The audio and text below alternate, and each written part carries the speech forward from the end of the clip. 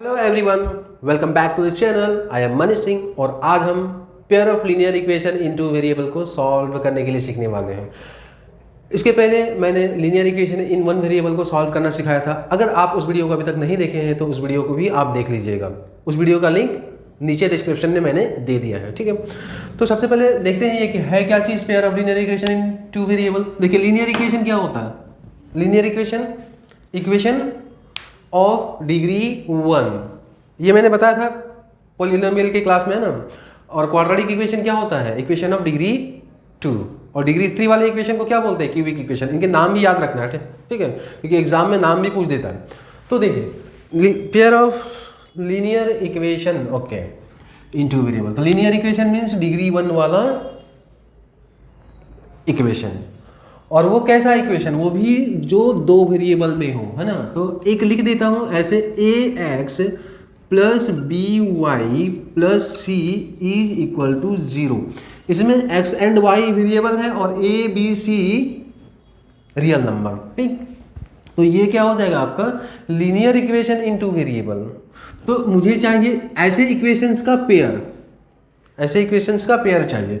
तो और एक इक्वेशन लिख देता हूं, a x plus b y plus c is equal to 0। अगर इसको आप इक्वेशन 1 मानते हैं तो ये A1 हो जाएगा और ये B1 हो जाएगा और ये C1 हो जाएगा। और इस इक्वेशन को आप सेकेंड इक्वेशन मानते हैं तो ये A2 हो जाएगा, B2 हो जाएगा और ये C2 हो जाएगा। और ये ABC क्या है, रियल नंबर है। और x एंड y वेरिएबल है, इसमें यही x एंड y का वैल्यू हमको फाइंड आउट करना है, ठीक है।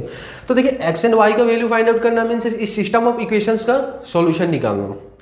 तो सॉल्यूशन निकालने का बहुत सारा मेथड है, जैसे कि ग्राफ बना के भी इसका सॉल्यूशन निकाला जाता है।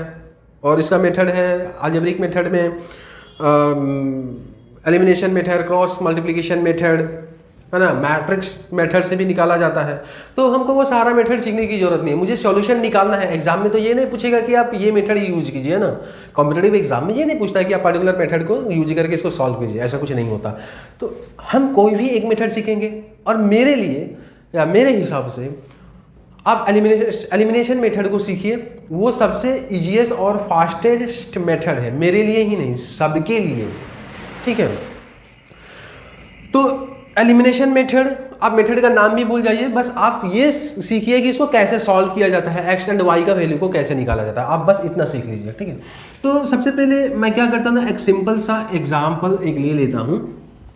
सपोज जैसे दिया हुआ है कि 2x plus 3y is equal to 7 और 3x minus 6y is equal to 6 is equal to 0। एक बार चेक कर लेता हूँ। और हाँ, ये है हमारे पास इक्वेशन, ठीक है। इसमें x एंड y का वैल्यू हमको निकालना है। तो कैसे करें, देखिए हम जो मेथड यूज करने जा रहे हैं उसमें आपको ये करना है, ये सिस्टम ऑफ इक्वेशंस में से आप क्या कीजिए, वेरिएबल x को आप एलिमिनेट कर दीजिए या वेरिएबल y को आप पूरी तरह से एलिमिनेट कर दीजिए, ठीक है। तो कैसे एलिमिनेट होगा, दोनों इक्वेशन को प्लस करके एलिमिनेट करना है। तो प्लस करके एलिमिनेट करना है, तो प्लस करने से पहले दो चीज चेक कीजिएगा। एक, नंबर 1 प्लस करना है और कौन सा वेरिएबल को एलिमिनेट करने जा रहे हैं इसको भी पहले टारगेट कर लेना, ठीक है। तो मैं आप यहाँ पे x को भी एलिमिनेट कर सकते हैं, y को भी एलिमिनेट कर सकते हैं। मैं यहाँ पे y को एलिमिनेट करने जा रहा हूँ, ठीक है। तो y को एलिमिनेट करना है, तो y को एलिमिनेट करना है तो दो चीज़ आपको माइंड में रखना है। एक कि y का जो कोफिशिएंट है, कोफिशिएंट वाला जो नंबर है,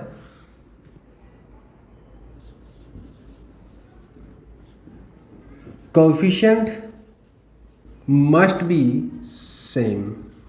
नंबर साइन को छोड़ दीजिए, ठीक है।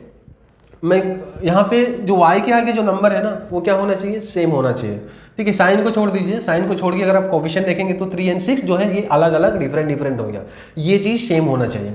एंड दूसरी बात ये रखना है कि y एलिमिनेट कर रहे हैं तो दोनों y का जो कोफिशिएंट है उनका साइन अपोजिट होना चाहिए, जिसमें कि एक नेगेटिव एंड दूसरा पॉजिटिव होना चाहिए, जो कि ऑलरेडी पहले से है। तो ये दो बात याद रखना है, साइन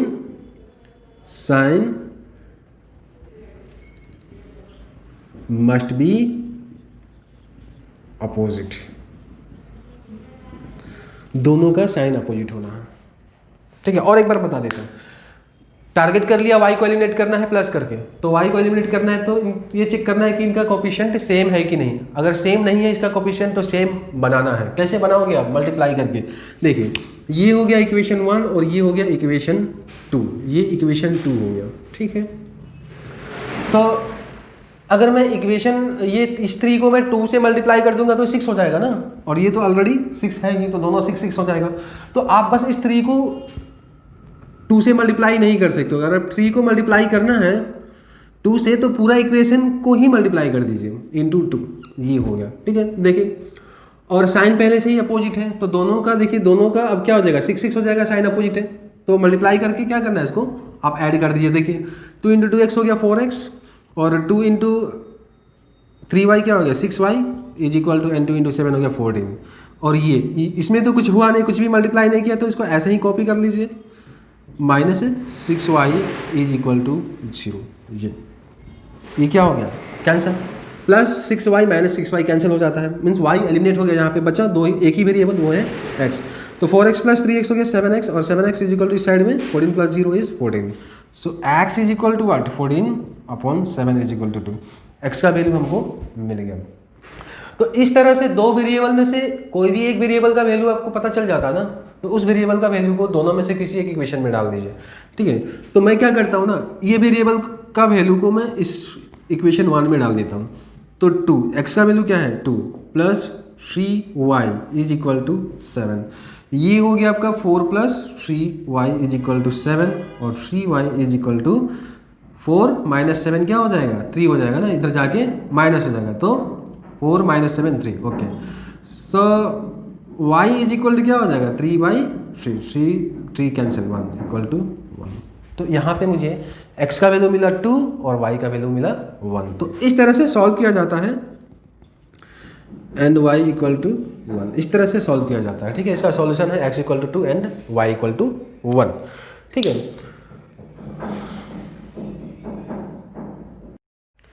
तो ये 4 सिस्टम ऑफ इक्वेशंस दिया हुआ है और इसका मुझे सॉल्यूशन फाइंड आउट करना है, मतलब x एंड y का वैल्यू फाइंड आउट करना है। तो सॉल्यूशन फाइंड आउट करने के लिए पहले मुझे किसी वेरिएबल को टारगेट करना होगा जिसको एलिमिनेट करना है। तो मैं यहाँ पे y को टारगेट करता हूँ, मुझे y को एलिमिनेट करना है प्लस करके। तो एलिमिनेट करने से पहले मुझे 2 पॉइंट पे ध्यान देना है। क्या चीज़, साइन को छोड़ दीजिए, इसका साइन को छोड़ने के बाद जो y का जो कोफिशिएंट है वो सेम होना चाहिए, एंड दूसरी बात इनका साइन भी अपोजिट होना चाहिए, कोफिशिएंट का जो साइन है वो भी अपोजिट होना चाहिए, है ना। तो यहाँ पे साइन तो अपोजिट है पहले से ही, अब आपको क्या करना है, बस कोफिशिएंट वाला जो नंबर है उसको आप सेम बनाएंगे।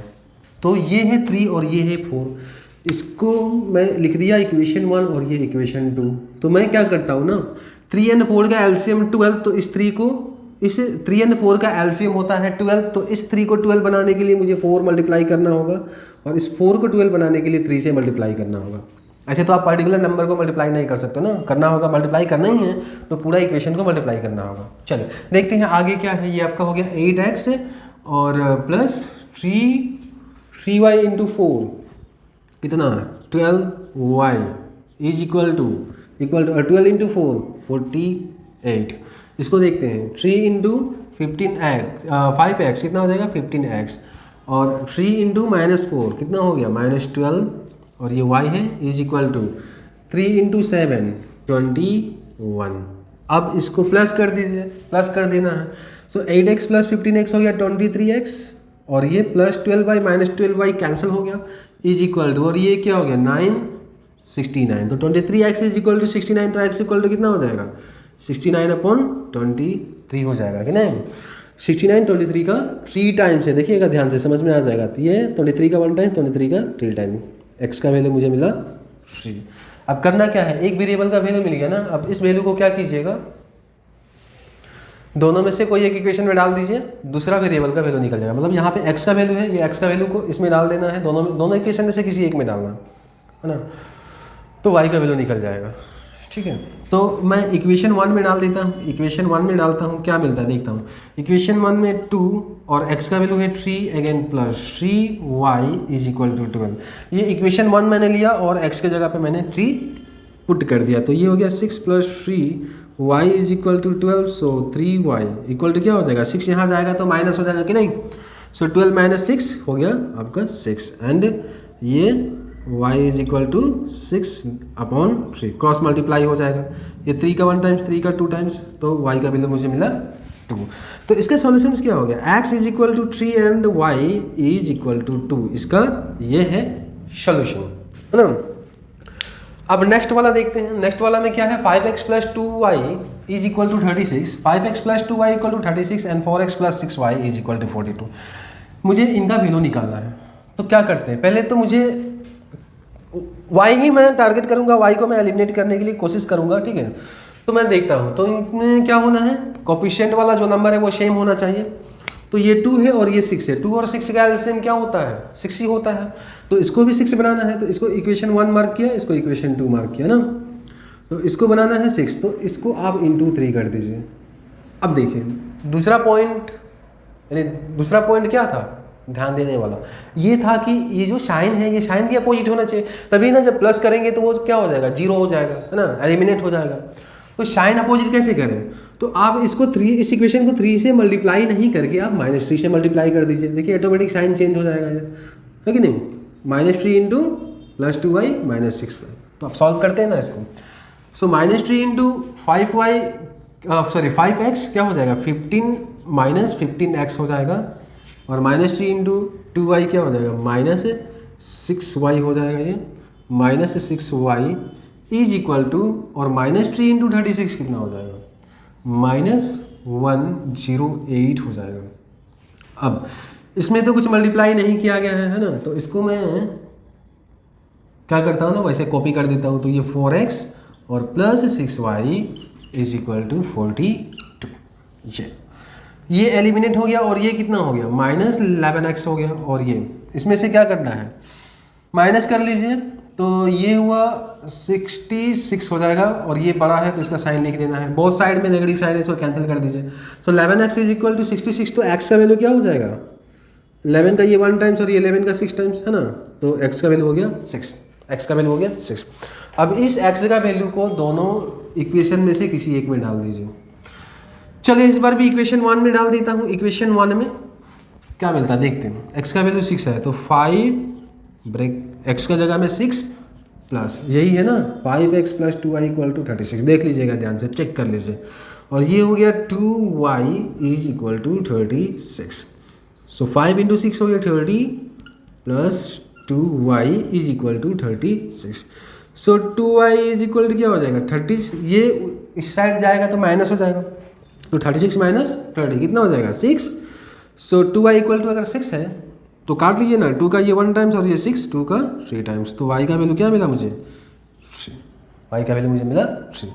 सो x is equal to 6 and y is equal to 3, इसका ये सॉल्यूशन है सेकेंड वाला सिस्टम ऑफ इक्वेशंस का, यानी pair of linear equation in 2 variable. अब देखते हैं हम क्वेश्चन नंबर 3। क्वेश्चन नंबर 3 बहुत ही सिंपल है ना। इस तरह के इक्वेशंस आपको बहुत बार देखने को मिल जाएगा।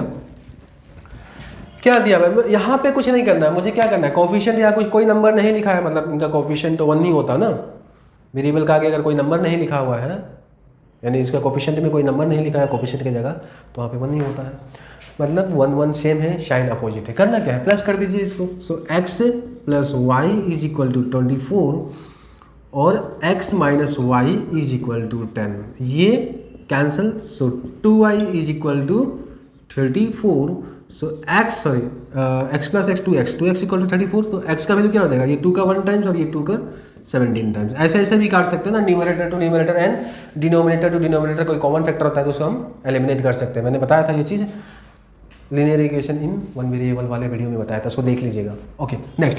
सो x का वैल्यू क्या हो जाएगा, ये 17, x का वैल्यू हो गया 17। अब इस x का वैल्यू को दोनों में से किसी एक इक्वेशन में डाल दीजिए।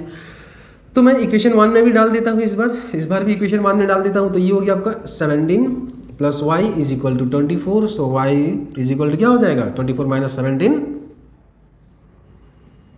7 हो जाएगा ना। सो y का वैल्यू हो गया 7। तो हमारा सॉल्यूशन हो गया x equal to 17 and y equal to 7। ये है आपका x एंड y का वैल्यू, ये है सॉल्यूशन। सो नेक्स्ट वाला देखते हैं। नेक्स्ट वाला में क्या है ये, चले इस बार भी हम y को एलिमिनेट करते हैं। तो y को एलिमिनेट करने से पहले इसमें ये है इक्वेशन 1 और ये है इक्वेशन 2। तो 2 एंड 3 का एलसीएम 6, तो दोनों को 6 बनाना है। तो इसको 6 बनाना है तो इंटू 3 करना होगा, और इसको भी 6 बनाना है तो इसको इंटू 2 करना होगा। ये तो कोफिशिएंट वाला नंबर सेम हो गया ना।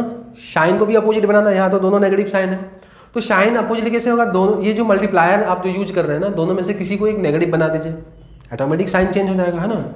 नेगेटिव इंटू नेगेटिव पॉजिटिव हो जाता है तो ऑटोमेटिक साइन चेंज हो जाएगा। मैं इसको नेगेटिव कर देता हूँ, -3 कर देता हूँ इसको, ठीक है। तो इसको मैं -3 कर दिया। अब देखते हैं, अब इसको हम सॉल्व करके देखते हैं क्या मिलता है। चलिए,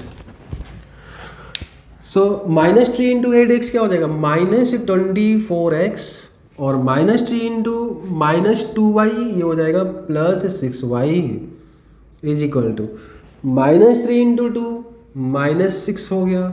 अब इसको देख लेते हैं नीचे वाला equation, 2 into 14x 28x, 2 into -3y -6y is equal to 2 into 4 क्या हो जाएगा, 8 हो जाएगा कि नहीं। अब प्लस करते हैं, इसको हम प्लस करते हैं, क्या होता, ये कैंसिल और ये क्या होगा, 28 - 24 हो जाएगा आपका 4x, है ना। ये बड़ा है तो बड़ा वाला को छोटा वाला से माइनस करना है, और यहाँ मुझे क्या मिला 8 - 6 2, तो x का वैल्यू क्या हो जाएगा 2/4 इज इक्वल टू 1/2। 1/2 कैसे, 2 का 1 टाइम्स 2 का 2 टाइम्स, है ना, 1/2। डिनोमिनेटर में है तो इसको इक्वल टू 2 मत लिख दीजिएगा, ठीक है, ये 1/2 होगा। अब x का वैल्यू हो गया 1/2। अब मुझे क्या करना है, y का वैल्यू निकालना है। तो y का वैल्यू निकालने के लिए x का वैल्यू को दोनों इक्वेशन में से किसी एक इक्वेशन में मैं डालता हूँ। देखिए प्रीवियस सारे क्वेश्चन में मैंने इक्वेशन 1 में डाल के ही किया है, इसमें चलिए 2 में डाल देता हूँ, क्या होता है 14x का value 1/2 -3y is equal to 4, ये हो गया। देखिए ये कटेगा ना, तो 2 का 1 टाइम्स और ये 2 का 7 टाइम्स, तो यहाँ बचा 7 -3y is equal to 4। So -3y क्या हो जाएगा, ये -3y ऐसे ही रह जाएगा और 7 वहाँ जाएगा तो क्या हो जाएगा, ये 4 - 7 हो जाएगा। तो ये क्या हुआ -3y is equal to -3, minus cancel, 3 का 1 टाइम्स 3 का 1 times, so value of y is what 1। तो इसका सॉल्यूशन मुझे क्या मिला, x का वैल्यू 1/2 एंड y का value 1। So x equal to 1/2 and y equal to 1, इसका ये है सॉल्यूशन, ठीक। तो ये 2 क्वेश्चन है, इसमें इनका निकालना है सॉल्यूशन। चलिए इस क्वेश्चन को लिखिए, वीडियो को पॉज कीजिए और इसका सॉल्यूशन फाइंड आउट करने के लिए कोशिश कीजिए। चलिए ट्राई कीजिए।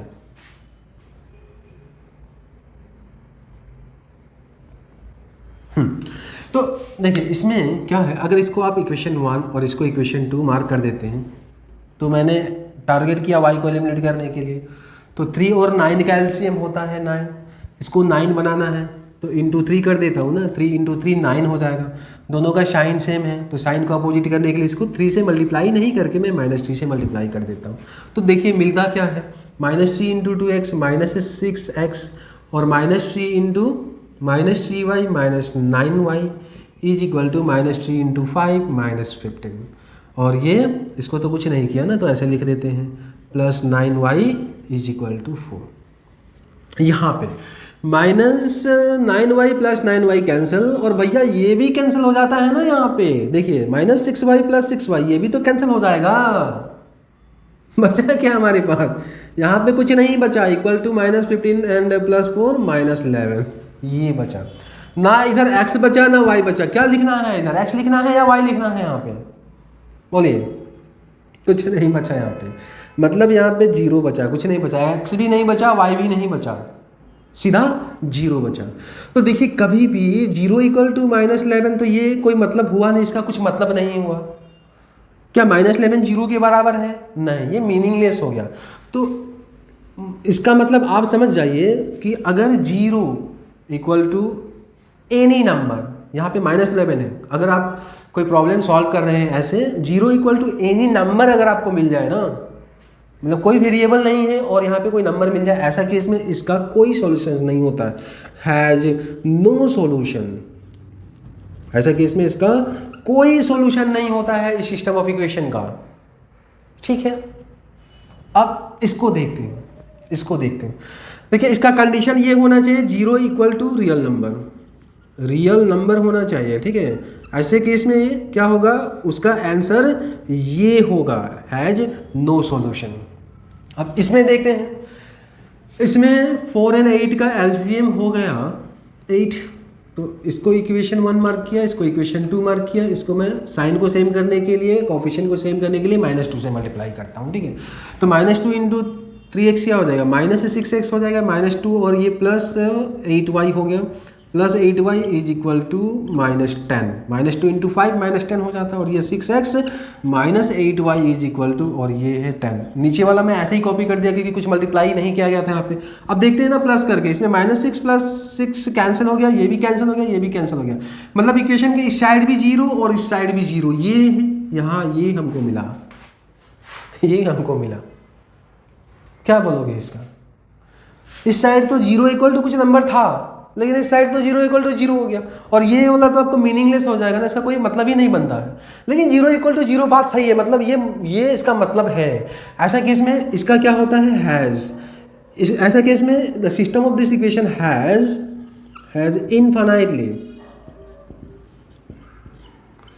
Infinitely many solutions. Infinitely many solutions होते हैं इनका, इन्फिनाइटली मेनी सॉल्यूशंस होते हैं। अब आप सोचोगे ये क्वेश्चन का हमको सॉल्यूशन ही निकालना था, और यहाँ पे मैं इसको जब सॉल्व किया 0 इक्वल टू 0, और मैं इसको बोल दिया this system of equation has infinitely many solutions, तो भैया एक भी तो सॉल्यूशन दिखा दो। देख असल में जब ऐसा होता है ना 0 इक्वल टू 0, तो ऐसा कंडीशन में ना ये दोनों इक्वेशन सेम ही होता है। क्या किया गया, कुछ नहीं किया गया, इस इक्वेशन को 2 से मल्टीप्लाई करके ये इक्वेशन बनाया गया है। इक्वेशन एक ही है। देखिए एक पूरा इक्वेशन को किसी नंबर से मल्टीप्लाई कर देने से वो इक्वेशन का वैल्यू, यानी इक्वेशन का मतलब वही होता है, इक्वेशन का मतलब चेंज नहीं होता। ये इसी तरह होता है जैसे एक फ्रैक्शन है 1/2 को अगर आप ऊपर नीचे 1/2 मतलब हाफ होता है ना, अगर आप इसको ऊपर नीचे 50 से मल्टीप्लाई कर देंगे सेम नंबर से, है ना, तो ये क्या हो जाएगा 50 और 2 इंटू 50 100। अभी भी 50 100 का क्या है, अगर किसी स्टूडेंट को 50 आउट ऑफ 100 मार्क मिलता है तो हम लोग क्या बोलते हैं, उसको आधा, पूरा मार्क्स में से आधा मार्क्स मिला बोलते हैं ना, मतलब 50/100 भी का मतलब भी हाफ होता है और 1/2 का मतलब भी हाफ होता है। इसी तरह इक्वेशन का जो मीनिंग्स होता है वो किसी नंबर से मल्टीप्लाई करने से चेंज नहीं होता है। मतलब क्या दिया है आपको, एक ही इक्वेशन दिया गया है मल्टीप्लाई करके। ठीक है, तो अब बात ये है कि यहाँ पे तो लिखा हुआ है इन्फिनिटली मेनी सॉल्यूशन है, तो एक भी तो सॉल्यूशन मुझे दिखा दो। देखिए ऐसे कंडीशंस में क्या होता है कि अब आप x के लिए कोई भी नंबर चूज कीजिए, उसमें पुट कीजिए और y का वैल्यू निकालिए। ऐसे करके आप बहुत सारे सॉल्यूशन निकाल सकते हैं। ठीक है, देखिए जैसे अगर मैं ले लेता हूँ एट x इक्वल टू, अगर मैं x इक्वल टू 1 ले लेता हूँ और इस इक्वेशन में मैं डालता हूँ, तो ये क्या हो जाएगा 3 1 -4y is equal to 5, -4y equal to 3 into 1 3, इधर जाएगा तो क्या हो जाएगा, ये 2 हो जाएगा। सो ये हो जाएगा y इक्वल टू 2 अपॉन -4, और ये हो गया आपका -1/2, y का वैल्यू -1/2, x का value x equal to 1 and y equal to -1/2। ये एक ऐसे सॉल्यूशन निकल गया। ऐसे इसी तरह आप कुछ भी ले सकते हो। एट x इक्वल टू मैं 0 डाल देता हूँ, ठीक है, x इक्वल टू 0 डाल देता हूँ, तो y का वैल्यू, अगर इस इक्वेशन में x का वैल्यू 0 होगा तो y का वैल्यू क्या होगा, तो देखिए 3 और ब्रैकेट में 0 -4y इज इक्वल टू 5 हो गया, तो 3 इंटू 0 ये तो 0 हो जाएगा कि नहीं, तो ये -4y इक्वल टू 5 ये हमारे पास बचा। So y equal to 5 upon -4, so is equal to, और ये हो गया -5/4। मतलब एक सॉल्यूशन और ऐसा भी हो गया, x equal to 0 and y equal to -5/4। तो इस तरह से और एक सॉल्यूशन निकल गया। इस तरह से and x equal to 0 and y equal to -5/4, ये आपका y का वैल्यू। इस तरह से आप इन्फिनिटली मेनी सॉल्यूशन निकाल सकते हैं। x का वैल्यू कुछ भी आप पुट कर दीजिए और y का वैल्यू निकाल लीजिए। ठीक है, तो ये मतलब होता है इन्फिनिटली मेनी सॉल्यूशन। अब देखिए ये सॉल्यूशन जब हम ग्राफ से निकालते हैं ना, ग्राफ से निकालते हैं सॉल्यूशन। आपको याद होगा आपने 9-10 की क्लास में ग्राफ पेपर यूज किया होगा वहाँ पे आपने, और उस ग्राफ में लाइन भी बनाया होगा, है ना। तो उसी को हम एक बार फिर से याद करते हैं, किसी किसी को अभी हल्का हल्का भी याद होगा, उसको हम आज पूरा याद करने की कोशिश करते हैं।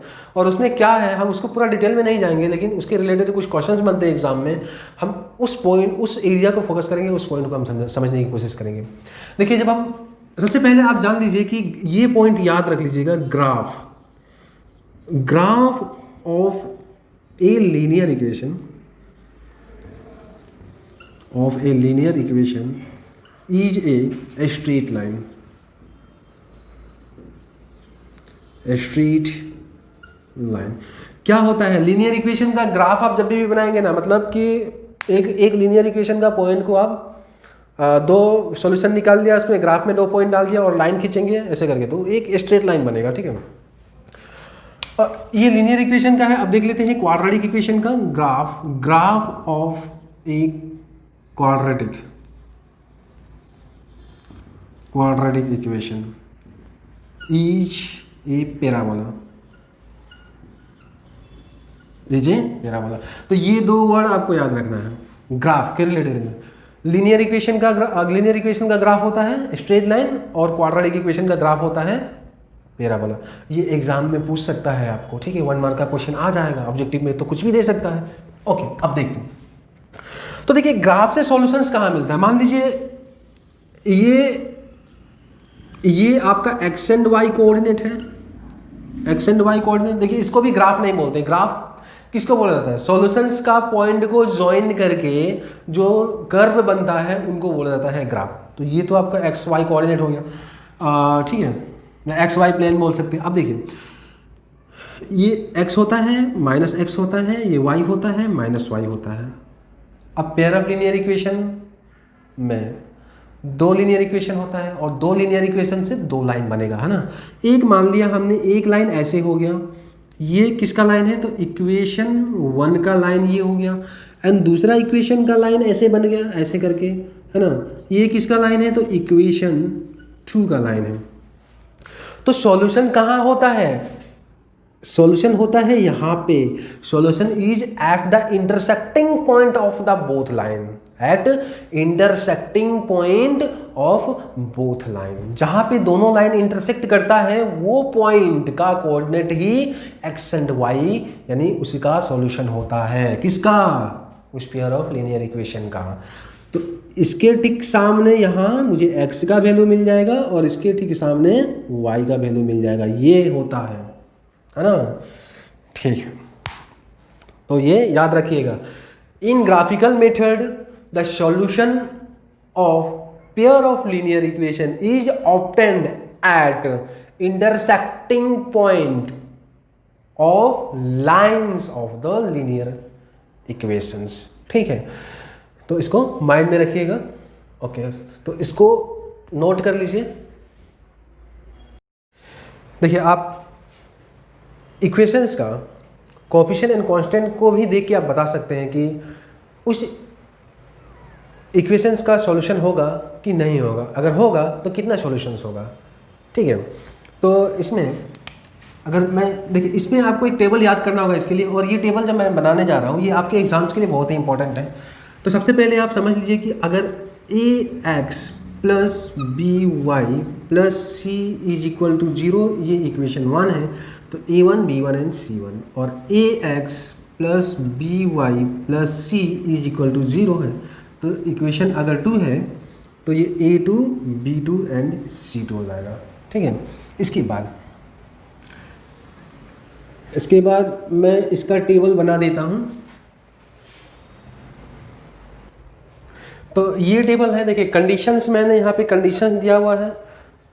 तो कंडीशंस क्या है? अगर a का रेशियो और b का ratio means a1 divide by a2, ये एक रेशियो ही निकलेगा, और b1 डिवाइड बाई b2 अगर ये इक्वल नहीं होता है तो ऐसा केस में वो क्या होगा? कंसिस्टेंस मतलब सॉल्यूशन है। कंसिस्टेंस का मतलब होता है उस इक्वेशंस का सॉल्यूशंस है, और उसका तो कितना सॉल्यूशन है, नंबर्स ऑफ सॉल्यूशंस कितना होगा उसका तो हैव एन यूनिक सॉल्यूशन, उसका एक ही सॉल्यूशन होगा, मीन्स x का एक वैल्यू और y का एक वैल्यू। और जब आप उसको एलिमिनेशन मेथड से सॉल्व करोगे, जो मैंने मतलब कि जो मैंने तरीका सिखाया है, जो मेथड बताया है सॉल्व करने के लिए, वो मेथड आपका एलिमिनेशन मेथड था। तो ऐसे केस में या तो यहाँ लेफ्ट साइड में x बचेगा या y बचेगा और दूसरे साइड में कोई नंबर होगा, है ना। तो एलिमिनेशन मेथड में वो ऐसे दिखता है। और ग्राफ क्या होगा, जब उसका ग्राफ बनाया जाता है ना, तो ग्राफ उसका क्या हो जाएगा, इंटरसेक्टिंग लाइन्स हो जाएगा। मतलब इंटरसेक्टिंग लाइन्स मतलब ये हो गया आपका लाइन 1, तो लाइन 2 दोनों एक दूसरे को इंटरसेक्ट कर लेगा, ठीक है। एक ग्राफ के लिए ये वर्ड को याद रखना है, इंटरसेक्टिंग लाइन्स। कंडीशन नंबर 2, ए का रेशियो और बी का रेशियो इक्वल है मगर नॉट इक्वल टू सी, ठीक है। यहाँ पे जो सी है उनका ये सी का रेशियो का इक्वल नहीं है, तो ऐसा केस में क्या हो जाएगा, ये इनकंसिस्टेंस हो जाएगा।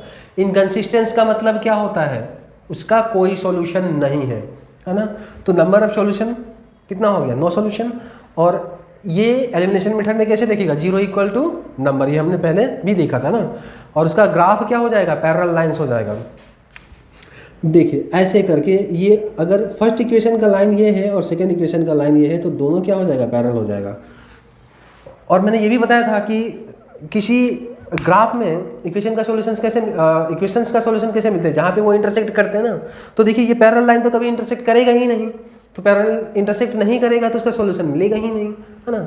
अब थर्ड वाला देखते हैं, इसमें ए का रेशियो, बी का रेशियो और सी का रेशियो, अगर तीनों रेशियो इक्वल है तो वो क्या हो जाएगा, कंसिस्टेंस, मतलब सॉल्यूशन है। कंसिस्टेंस का मतलब ही होता है कि उस इक्वेशन का सॉल्यूशन है। तो कितना सॉल्यूशन है, नंबर ऑफ सॉल्यूशंस, कितना सॉल्यूशन, तो इनफाइनाइटली मेनी सॉल्यूशंस, बहुत ज़्यादा सॉल्यूशंस हो जाएंगे। और अपीयरेंस कैसा होगा एलिमिनेशन मेथड में, तो 0 इक्वल टू 0, जो मैंने पहले भी कराया था क्वेश्चन में। और उसका ग्राफ क्या होगा, कोइंसाइडेंट लाइन। देखिए ये वर्ड है एक, इसका मतलब क्या होता है, दोनों लाइन ओवरलैप हो जाएगा। अगर ये लाइन 1 है तो लाइन 2 भी इसी के ऊपर बन जाएगा, लाइन 2 भी इसी के ऊपर बन जाएगा, ओवरलैप हो जाता है। लेकिन आपको ये वर्ड याद रखना है, ओवरलैप लाइंस ऐसा नहीं मिलेगा, उसके लिए स्पेशल वर्ड यूज हुआ है, कोइंसाइडेंट लाइंस, ठीक है। तो ऐसा कि इसमें देखिए दोनों लाइन एक दूसरे के ऊपर है, तो ये इनका कॉमन पॉइंट क्या हो जाएगा, बहुत सारा हो जाएगा। और आपको पता ही है कि लाइंस जो है वो बहुत सारा पॉइंट से ही बना हुआ है, तो इनका कॉमन पॉइंट बहुत ज़्यादा हो जाएगा। तो ऐसे केस में बोलते हैं कि ऐसा कंडीशन में इनका बहुत ज़्यादा कॉमन पॉइंट है, मतलब बहुत ज़्यादा सॉल्यूशंस है, ठीक है। अब इस टेबल का बेस पे क्वेश्चंस कैसे बनते हैं हम देखते हैं। तो पहले इसका स्क्रीनशॉट ले लीजिए, फिर अच्छा से नोट्स बना लीजिए, ठीक है। तब जब मैं क्वेश्चन करूँगा तो आपको समझ में आएगा करना क्या है। तो इस क्वेश्चन को देखते हैं, क्या दिया हुआ, the following pair of linear equation has. तो लीनियर इक्वेशन ये है आपका ना, ये है linear equation, pair of linear equation, दो इक्वेशन दिया हुआ है। इसमें 2x minus 3y is equal to 4 and दूसरा है आपका 4x minus 6y is equal to 6 दिया हुआ ये, है ना। तो इसका कौन सा ऑप्शन सही होगा ये हमको पता करना है। तो unique solution, infinitely many solution, no solution, two solution दिया हुआ है, मतलब नंबर ऑफ सॉल्यूशंस पूछ रहा है। तो इसका कंडीशंस हम देख लेते हैं। तो a1/a2, a1/a2 क्या हो गया, a1 मतलब फर्स्ट इक्वेशन का x का कोफिशिएंट एंड a2 मतलब सेकंड इक्वेशन का x का कोफिशिएंट, मतलब x का आगे का जो नंबर है दोनों को कॉपी कर लीजिए, सिंपल कैंसिल कर दिया, इक्वल टू 1/2। और b1/b2 मीन्स y का आगे का जो नंबर है दोनों। पहले तो देखिए कॉपी करने से पहले आपको क्या करना है ना, अगर x लेफ्ट साइड में है तो एक x लेफ्ट साइड में, तो दूसरा वाला भी x को लेफ्ट साइड में करना, मतलब दूसरा वाला इक्वेशन का x को भी दूसरे साइड में करना है, ठीक है। इसी तरह अगर y फर्स्ट वाला में अगर y अगर लेफ्ट में है तो दूसरा वाला इक्वेशन का भी y लेफ्ट में होना चाहिए। अगर कांस्टेंट अगर लेफ्ट में होता फर्स्ट वाला इक्वेशन में तो दूसरा वाला इक्वेशन को भी लेफ्ट में लेके आना चाहिए, ठीक है। मतलब कांस्टेंट टर्म और जो आपका वेरिएबल टर्म है वो सेम साइड में होना चाहिए। अभी b1/b2 मतलब -3 और ये -6, माइनस कैंसिल, 3 का 1 टाइम्स 3 का 2 टाइम्स इक्वल टू 1/2। और c1/c2 क्या हो गया, कांस्टेंट टर्म है, सो 4/6, सो 2 का 2 टाइम्स, 2 का 3 टाइम्स, 2/3। क्या देखने को मिला, a का रेशियो b का रेशियो इक्वल है, जो कि 1/2 1/2 है ना। और लेकिन c का जो रेशियो है वो अलग है, मतलब कौन सी कंडीशन में आएगा, जो मैंने टेबल बताया था सेकेंड वाली कंडीशन में, है ना। सेकेंड वाला कंडीशन में जब a का रेशियो और b का रेशियो इक्वल होगा but not equal to the ratio of c, ऐसा केस में क्या हो जाएगा, नो सॉल्यूशन। ऐसा केस में नो सॉल्यूशन, है ना। सेकेंड में दिया हुआ था following pair of linear equation has intersecting lines, curve line, parallel lines and coincident line. यहाँ पे इक्वेशन ही नहीं लिखा गया है, तो मैं क्या करता हूँ ना, इक्वेशन लिख देता हूँ इसका। तो इसका इक्वेशंस मैं यहाँ लिख देता हूँ, 6x plus 4y is equal to 10 and दूसरा इक्वेशन है 3x minus 2y is equal to 6। ये इक्वेशन, इसको देखते हैं क्या होगा।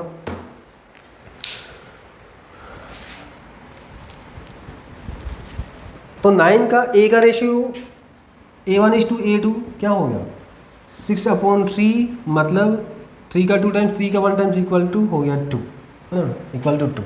और b का रेशियो B1/B2 क्या हो गया, सो 4/-2, ये 2 का 2 टाइम्स एंड 2 का -1 टाइम्स, मतलब ये हो गया -2। डिनोमिनेटर में माइनस शान है ना, -2 हो जाएगा। मतलब a का रेशियो एंड b का रेशियो ही इक्वल नहीं है। मतलब टेबल का कौन से कंडीशन के अंदर आ गया, फर्स्ट वाला कंडीशन। फर्स्ट वाला कंडीशन में क्या होता है, हैज़ एन यूनिक सॉल्यूशन। अच्छा, सॉल्यूशंस के बारे में नहीं पूछा गया, लाइन के बारे में पूछा गया, तो उसमें इंटरसेक्टिंग लाइन्स, ये इसका आंसर हो जाएगा, है ना। तो चलिए नेक्स्ट क्वेश्चन देखते हैं। सो नेक्स्ट क्वेश्चन में क्या दिया है, for what value of p the pair of linear equation has no solution. मतलब p की जगह में ऐसा कौन सा नंबर मैं डाल दूं और डाल के जब मैं इसका सॉल्व करूं तो इसका कोई सॉल्यूशन नहीं निकलेगा, ये हमको पता करना है, ठीक है। तो ऑप्शन नहीं दिया हुआ यहाँ पे, ये मुझे निकालना है। तो इसके लिए आप क्या करेंगे, तो देखिए नो सॉल्यूशंस का कंडीशंस क्या था, ratio of a must be equal to ratio of b and must not be equal to ratio of c, है ना। तो ये,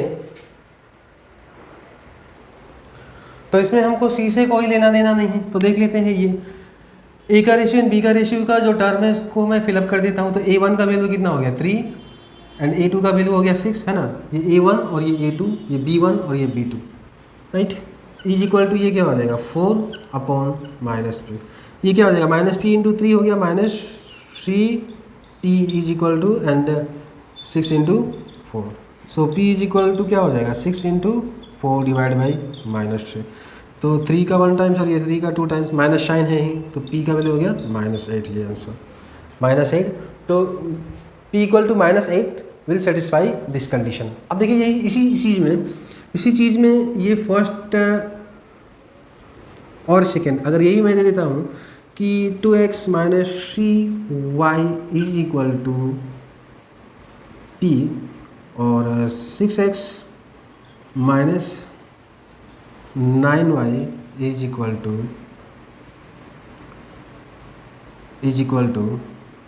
3। तो ऐसे कंडीशन में मुझे p का वैल्यू निकालना है, ठीक है। p का ऐसा क्या वैल्यू होगा जो मैं इसमें पुट करके सॉल्व करूं तो इसका कोई सॉल्यूशन नहीं होगा। तो यही, तो कंडीशन फॉर नो सॉल्यूशन यही हो जाएगा, है ना। तो इस बार p c में है, तो मैं क्या करता हूँ ना, देखो मैं क्या करता हूँ b और c को ले लेता हूँ, क्योंकि ये b का a का रेशियो और b का रेशियो सेम होना चाहिए but not equal to c। तो मैं b का रेशियो ले लेता हूँ, तो ये क्या हो गया -3 और -9 must not be equal to आपका p/3, ये नहीं होना चाहिए। तो सॉल्व करते हैं इसको। देखिए ये क्या है, ये b का रेशियो यहाँ पे बना दिया हमने और c का रेशियो ये हो गया। अब देखते हैं, सो माइनस माइनस कैंसिल और ये इधर चला जाएगा, तो 3 × 3 9/9 इज इक्वल टू p, ये कैंसिल हो गया ना। तो p का वैल्यू क्या होना चाहिए यहाँ पे 1, है ना, 1 हो जाता। तो p का value p must not equal to, यहाँ पे नॉट इक्वल टू है तो ये मस्ट p, ये हो जाएगा यहाँ पे p must not equal to 1। मतलब p की जगह पे आप कोई भी नंबर डाल सकते हैं 1 के सिवा कोई भी नंबर डाल के आप इसको सॉल्व कीजिए, इसका सॉल्यूशन क्या होगा, नो सॉल्यूशन ही होगा, ठीक है। तो यहाँ पे नो सॉल्यूशंस दिया हुआ है। ऐसे आपको पूछ दे कि इन्फिनिटली मेनी सॉल्यूशंस के लिए क्या होगा, है ना, इन्फिनिटली मेनी सॉल्यूशंस के लिए क्या होगा, या यूनिक सॉल्यूशंस के लिए p का वैल्यू क्या हो सकता है, ऐसे आपको पूछ दे। या इंटरसेक्टिंग लाइन के लिए p का वैल्यू क्या चाहिए, है ना, पैरेलल लाइन के लिए क्या चाहिए, कोइंसाइडेंट लाइन के लिए p का वैल्यू क्या चाहिए। तो ये मैंने कुछ एग्जांपल्स दिए हैं क्वेश्चन, तो इसी तरह का क्वेश्चन बन सकता है, आपको उस टेबल से क्वेश्चन एराइज हो सकता है, ठीक है। तो आज के लिए इतना ही है। तो हंसते रहिए, मुस्कुराते रहिए, प्रैक्टिस करते रहिए। Thank you, God bless you.